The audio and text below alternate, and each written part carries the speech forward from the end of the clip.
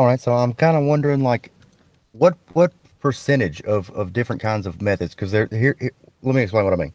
Um, Whenever I talk to people, I tell them a lot about the damage that's being done to white people, here and across the world by these Yeah, minorities. yeah. And then the criticism I get from that is like, oh, well, you're making us sound like victims. But the thing is, they are victimizing a lot of people, and I'm not trying to, have people throw a penny in a can for it. But I mean, the information is the information. And then the other side of it, historical stuff, right? But that seems to be very hard because everybody has this false sense of history, and breaking that wall is very difficult. So what percentages do you think you should break down the racial component versus the more Kevin McDonald type stuff? Well, I don't think every part of this is knowing how to read your audience, right? So I don't think that there's a right or wrong way to do things. I think it's just knowing how to talk to the concerns of your audience and play on their fears. It's easier to show you than it is to tell you. Why don't you give me an example of a situation you dealt with and something, a person you were talking to, and I will tell you how I would have tried to persuade them, and maybe that will illustrate the difference. All right, sounds good. All right, so we're talking to a conservatard boomer cuck. All right, and he's probably, I don't know, let's say late 50s or so, and he I'm trying to tell him about the four black youths, right, who kidnapped that retarded white kid and scalped him on Facebook Live. So I tell him what happens. I show him a piece of the video, and I say, "Man, this happens all over the country. When's the last time you saw four white people kidnap a black person and do this? Anything like this?" I'm like, never. The only times you do hear claims like this, they're immediately falsified. Why do you think this pattern is happening like this? Do you care that your people are being done this way and nobody's even going to jail over it? All right, when you're starting with boomers, right, the easiest way to do it is to start out with drawing some empathy. And so let me explain the heart of the boomer problem, because I spent a lot of time talking about this in the upcoming book. Boomers grew up in a time when the country was still 85% white, and where the blacks who they knew largely grew up still in a culture where they behaved considerably better. You know, they're the grandmamas raising the kids today, right? So what happened is they look at the world where they basically do what every generation does as it gets older. They segregate themselves from the world voluntarily. For instance, if any of you have a mother or a grandmother or a father or grandfather, you might note they stay home and they don't go out as much, and they only see the friends they've known, and they see the world through TV, where they look at nostalgia and they don't interact with the world. They literally are living in a different world, in a bubble, than you are. You need to understand this before you speak to them, because if you speak to them about the world as it is, that's not the world they live. They live a world where they've had this one black friend for 30 years, and they don't interact with people other than maybe someone, goes ahead and serves them at a restaurant or something. So here's what it sounds like. Be like, you know, it's really a shame how crazy things have gotten in America today. I remember when things were safe and things were good, and there was a better America, and now there's just so much crime. And I don't know what's happening. I saw this horrible story. There was this cute little white kid, and these four black guys just beat him up, and I don't know what that's about. Why do they keep doing that? And then they'll say, "Oh, I don't know either. We're supposed to be equal." I mean, and then you go and then you build on the empathy, right? And be like, "Yeah, I know, it's so strange. I don't know why they keep doing this. I mean, didn't we give them this and that?" And then you get you the boomers love to think the Civil Rights Act is the greatest thing ever accomplished in human history. So they say, "We gave them all these rights and all these things, and they just don't appreciate it. What do they do?" It's like, "I know, it's crazy." Maybe it's like the rest of the kids these days. They just don't understand what you guys did, right? And I'm buttering them up here. And he'll be like, "Yeah, no, it's true, it's all that." I'm just like, it just isn't working right. And we gotta look at this. Something just isn't right, because these black kids are just out of control. Why can't they be like their parents, like the people you know? It's like, yeah, something is different. It's the kids. And you start, and so here's what I'm doing. I'm taking an idea they already have, which is that young people are pieces of crap, which is what every boomer believes. And I'm associating the piece of crap they believe with the minorities that you believe. And then once they believe you believe what they believe, they'll listen to what you believe. So you're not educating them, you're infiltrating your belief into what they believe. Do you see how that makes sense? Holy shit. Yeah, no, I didn't until the end. I wasn't following you until the end, but you tied a really nice bow on it, and that makes sense in a way that I've never thought about before. People, I'm you don't kind of get dumbfounded. people, you don't get people by educating them. You get people by convincing them that they already agree with you. And this is why the left is so successful, because they say all we want is equality. So you need a message so overwhelming. And this is the problem of white identity, right? That we need a moral case that's so overwhelming, because people who are whites, and this is a unique white problem, incidentally, are not going to organize merely on the basis of protecting ourselves. They need to be told, they need to be spoon fed that it's a moral case. They need to understand, look, it's moral to take care of yourself. And so, another way, if this was a woman instead of a man, I'd be like, don't you love your daughters? Don't you love your grandsons? Don't you want to have little kids that look just like you in the future? Wouldn't that be so great? Let's make sure that that's a possibility. And so you find ways to do it, and you speak to their emotional appeal, and you use your own sense of reason to manipulate their sense of emotion. That's how you do it. No, I like that. I like that. I like that a lot, actually. I'm sure one Well, day let's I'm going see. to have to We've live got down these words, but it is useful to hear, and it's a different way to go about it. Because I mean, I could lay out statistic after statistic after statistic, but the facts have been on the table for 60 years. I mean, it's not that people don't know that; it's that no one wants to have to feel bad. So if you're going to have successful movements like this, you need to make people feel good about it. You need to say we are a movement of love. You need to, and at this point, we've already been branded with certain labels. So the easiest way to get around them is to try to be as best we can the complete opposite and just attack it. And I always say, if people ask me, and I've been piloting the rhetoric of what this sounds like, it's like there are 200 million white people in this country. Do we not deserve love? Do we not deserve respect? Do we not deserve a land of our own? And make them stand on their hypocrisy and make them attack you. You know, one of the things you learn in rhetoric and debating is that you want the other side to attack you, because usually it's better to be the counterpuncher than the puncher. Even if you watch how Trump debates, I think you see this quite often, that you want to create this situation where they unjustly attack you and you can act aggrieved. That's why they have that whole victim mentality, and it works so well for them because they paint themselves as the victims. But the victimhood we should paint, I think, is that it's not fair that the good people in America who work and who do all these things are, having to pay for these people who are not providing anything. And so you can kind of build off of that, and then you insert the racial component into it in a sense of, and isn't it fair that the people who built this country are the ones who should benefit from it? And they'll be like, oh, don't you know Chinese did this and Latinos did this? I was like, yeah, they did a couple of things, but what about the 90% of our people who did things? Why can't we talk about them anymore? Why can't we feel good? And that's kind of the trick to how you build it up. And every individual person is different. And look, there's an art form to this. You get better at it over time. But you need to always speak to your audience. You never speak over your audience. You never speak above your audience, and you speak to the concerns of your audience. And the left is very good at speaking to feelings and emotion. And there's a fundamental truth about humanity that people need to know, which I imagine most people here know, is that we use our reason to defend our instincts, not our instincts to defend our reason. And our natural instinct is self-preservation. It is a moral case because it is a natural case, because it's the only way we can survive. Liberty, prosperity, property, anything, whatever your ideology is contingent upon you being alive to enjoy it. And so the simplest message is often the best. And what I suspect our message needs to be is very simple, that these are people who are now publicly advocating that we need to be removed from history and we need to be removed for the future. So we are now in a fight for our self-preservation, that we have the right to exist. And they are going to, because of the fact they're so extreme, if you take that position, they will attack you again and again. So if you're doing this at the highest level and you take that position, look, I just want a future for me and my own, freedom of speech, freedom of association, to live the liberties that we always enjoyed, and to live the American dream.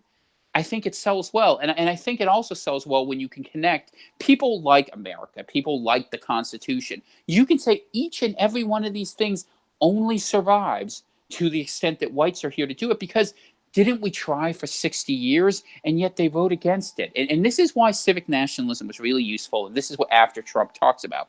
It was an acid test to show to the conservatives that if you gave them full unemployment, if you gave them money, if you gave them every opportunity, would they go ahead and change how they acted?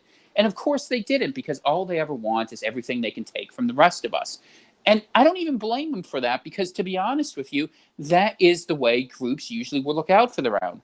We need to be honest that they are going to be that way and we are not, but that they cannot be here as anything other than a small minority, or they will go ahead and put us in eventual servitude. And they have a morality to do it. And we could go into the details, and the books do it very intelligently. So if you want to, go buy a book, spend a couple dollars, make sure I can go ahead and keep feeding my wife. But this is how you should be able to go ahead and do this. So this is how I do it, and everyone can have their own sort of approach. But I think that if you start with empathy for the person you're talking to, you'll get much further than if you try to educate them and then ask questions and don't give them all the answers, because then they come back to you for the questions. You want them to have to go do research, because there's a funny thing where people will believe experts far more than they will believe you. That's why things like my books are useful, because they look at a book and they think, oh, because it's written in a book, it must be really true and really important. Whereas I'm saying the same damn thing I was saying the whole time. I kind of like the game we played a second ago where I told you something and you tried to translate it into normie friendly talk. I think I Sure. have one that might stump you. All right, Okay. we're talking to a boomer again, and this time I'm gonna say something like this. Well, it's your generation who has completely and totally screwed millennials, and you really like to talk about pulling yourself up by your work boots, but here's the problem: your generation hires nothing in multiple industries but illegal immigrants because you can pay them less, and then you look down on us from your retirement vacation, thinking we're not working hard enough when we can't find a job because you have succeeded in our nation. So you're asking me how I would talk to that person? Yeah, is there any possible way to make a boomer realize that his generation is still It doesn't. culpable in No, the it doesn't shit show matter. that we're in today? No, it doesn't even matter. This is my point to you.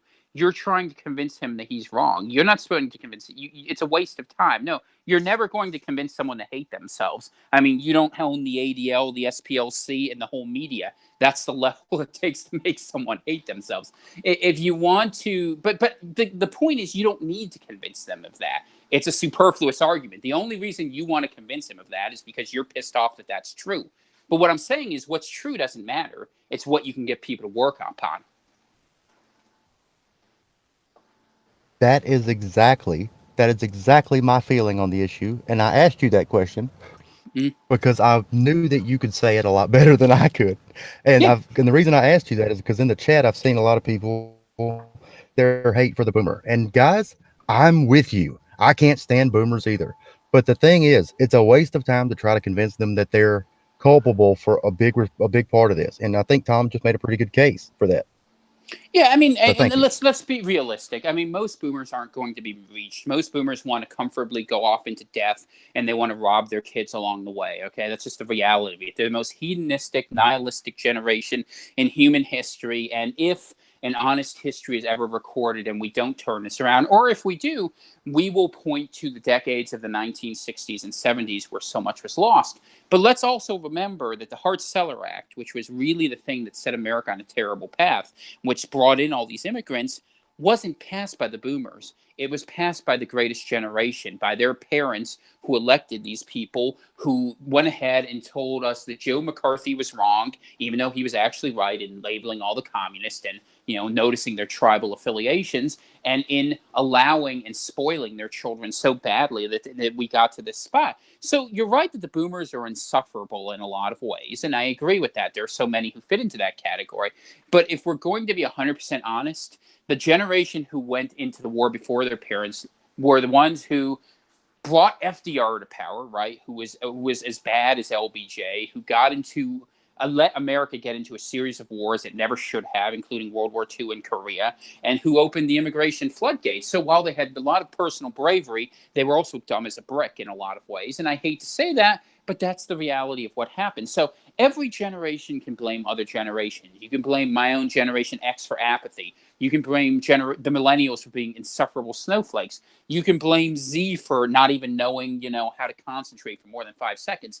It does not matter. What matters is that we need to shift away from generational blame and shift toward bringing together whatever white people we can in common purpose to go ahead and say, this is our country. We don't want to let it go. And whether it's young people today who are realizing the dangers of the fight, or whether we have to appeal to older people based upon nostalgia and, indulge some of their stories, it doesn't really matter. All I care about is how can we go ahead, solve this demographic problem, and get back control of our culture. That's a pretty good goal there. Um, all right, I have another one of these. Maybe you could tell us what's best to address this problem because it's a very big problem, obviously. All right, now whenever I'm trying to tell somebody, no matter the age, right? I mean, let's just say they're 35. All right, let's say they're 35, they're a man, and they're white, and I'm trying to tell them, I'm going to say this to them right here, dude. Literally, all of our problems, right? All of our problems that are facing us today, that are the cause of this coming extinction, if nothing changes, of white people, can be traced back to Jews. They control the media, they control Hollywood, they control academia. They're most of the tenured professors of Ivy League colleges. They control every influential part of society that leads us down this road of diversity, which only equals conflict. Because most people, when they hear that, will go, "Oh God, this guy's crazy. He's talking about Jews again." So the Jews did a very clever thing, which was they made being anti-Semitic a trigger that attaches all these psychological implications, right? So when someone hears anti-Jew, what's the first thing that pops in a normie's mind? Oh my God, the Holocaust is back. And they did that intentionally in a way where it gives them a protection and sanction that they don't otherwise have. And it was a very clever thing to do, which is why I have argued repeatedly and constantly that the way to deal with this in that very specific instance, attack the institutions, attack the individuals, don't attack the whole tribe. If you have to talk about it, and you can't help yourself, talk about all the things Israel has which we're not allowed to have, and say, wouldn't it be great if America could have an ethno state? Wouldn't it be great if we could deport anyone who doesn't think like we do? Wouldn't it be great if we could have a giant border wall and our Congress would give us $38 billion to do it? And that is how you can reach them. And there's another part to this, which we need to get into just a little bit, just for historical purposes, which is that the Jews have done two really clever things. Number one is they control the media, so they control the secular left. But what a lot of people don't realize is how deeply, or at least I shouldn't say people in this movement don't realize it, alt-righters realize it, but the Christians don't realize how much Zionism has subverted traditional Christianity. And it would be interesting if we had more people in movement who talked about this, and useful, to be frank, because the role of Jews with respect to Christianity used to be very different. It was understood in the old days that Jews were the ones who killed Christ and that they were not a loved and protected group. But now there is this policy of dispensationism and this idea that, we're going to see the building of the second temple in our lifetimes. And so Israel has to be protected because Christian Zionists are literally trying to fulfill the apocalyptic conditions to realize the second coming. And I only go into this level of depth because what they have done is they've made themselves essential to both the left and right wings. So if you want to deal with the problems of what Jewish control is, all right, so let's talk about the three pillars of it. It's media, finance, and academia. What can you do? Well, if you believe finance is the problem, you can talk about ending the Fed, auditing the Fed, changing how money works. A lot of people tried to do it with cryptocurrency. That was something that was how should I put it? It was not destroyed. It was taken down and destabilized by a lot of Wall Street spending because they didn't want there to be an alternative. But if you target yourself narrowly every day at the Fed, that is something people will support. You can attack bankers. You can attack interest lending. You can attack usury. You can even reach leftists on this basis and build a coalition against that power. As far as the media goes, what it used to be in America was that you had to have local ownership of media and only a single person could own a single paper or radio station. I argue that we should be making that case again so that they can't have these huge media conglomerates, and we should make anti censorship a huge campaign. And the Republicans, frankly, should be right on top of this, going after Google and all these places for community standards and hate speech, but they're not. The other place is academia, and the argument I make there is that realistically, we are paying millions, billions of dollars every year to send all our kids to school and have these terrible things taught to them. So we should fix the curriculum, get rid of Common Core at the local level, but also stop paying for student loans. I mean, you want to have a two for one, here's what you do. Give debt forgiveness on student loans to screw over the lenders who were basically going after all these kids and say it's a rebate because their education wasn't worth crap. And at the same time, stop paying for student loans for people to go to college, because what will happen when you stop subsidizing this, the cost of tuitions will plummet, and all those professors who get to make $80,000, $90,000 a year talking about white privilege will find themselves unable to be paid for because these schools will go away. That is how you fight them. If you've ever read the Protocols of the Elders of Zion, if you haven't, you should. Whether it's true or not, the reality is it's a brilliant text about how you take over things. Understand how that game is played and play at the same level. And this idea, this is a white problem. White people look at problems like a hammer to a nail, and it's the best thing about our people, and it's the worst thing about our people. We are not subtle. We like to fight. We like to go right at things, and that's why we fall again and again for the same sort of schemes. And we need to be a little bit clever. And I think that's how you approach it. So that is how I would answer that question. And what you will note in each of those things that I suggested was I didn't talk about race once, but I talked about things that would be devastating to the group you were mentioning. Yes, yes, I agree. The thing that you said that really I agree with most out of any characteristic of white people is that we do like to go at things directly. We like to spit on our hands and shake on a deal. Everything's out on the table. And our enemies, which I would consider, Jews to be at the top of that list, they are the best at scheming, and they constantly exploit that quality of ours. And in a white nation, it is a plus, like you said. But in the system we're in right now, it's literally set up to feed off of that quality of ours. And I'm not saying we have to change, but we do have to change the way we think about some things that we're going to approach. This is important. That's an important point to think about. And if you disagree, like, just tell us a better option. Tell us why you disagree. Don't just go, "Oh, fucking bullshit." I mean, why? Why is it bullshit? Where is it wrong? But of course, I'm not saying you have to change your entire message and outlook. But in some battles, you can't tell everybody. You can't put all your cards on the table at once. Well, that's what I'm saying. You're not going to win this by educating people. You're going to win it by organizing people. I mean, if they had gone out there, let's say in 1910, and said what their plan was in building the Fed and giving women the right to vote and having state education and all of the things that have followed, no one would ever vote for it, and no one would have ever supported it. There would have been an uprising, and there would have been a purge. And to some extent, we need to realize that we are always think of the public as a giant ship, right, at ocean. It doesn't If you try to turn it 180 degrees, it's going to capsize. And so you have to think how you're going to steer it, how you're going to pull it, and understand that we've been put on a path where they throw a lot of icebergs to the left and right if we want to go ahead and move out of the path we're on. So we have to be very smart about it. And we can talk about things. And most of the research is out there. I think the education that people do is really useful. I don't want to speak against it, and there's a place for it. And for people who do well backed up research and support, it's an important resource for people who become aware and who become radicalized. But here is the tricky part, and I see this happen again and again. People who want to help and want to have a mass influence find out the scope of what happened, and they get so angry and so upset that they embrace their inner Pat Little, right?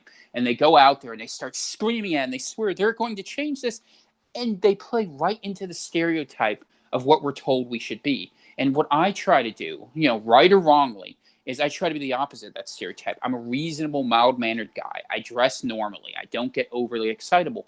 And I do that because it causes that moment of cognitive dissonance where someone goes and they know me in my town, for instance. I'm just a quiet guy who wears a hat. I don't talk politics in my town very much, actually. I just talk about the weather or things. And they're like, people find out about me and they're like, oh, well, that guy's just a nice, normal guy. So if he's saying it, maybe there's something to it. And that's what you always have to play. There's a little bit of a game in it. And if look, if you're out there anonymously screaming, whatever, it's fine. It doesn't matter. But if you're going to take it to the next level, in your own life for people or if you want to become an activist like this, you need to be really aware of the perceptions and prejudices people have about you and your beliefs before you get to them, and not play into a simple definition of what's out there, because they want to put you in that sort of box that's been built for us. And we need to organize a breakout, because even our best speakers, right? You go back to George Wallace, or if you take George Lincoln Rockwell or William Pierce, every one of them managed to get put into a box. And it doesn't mean any of them were factually incorrect, or that these weren't brave men who were trying to put out a message that needed to be heard.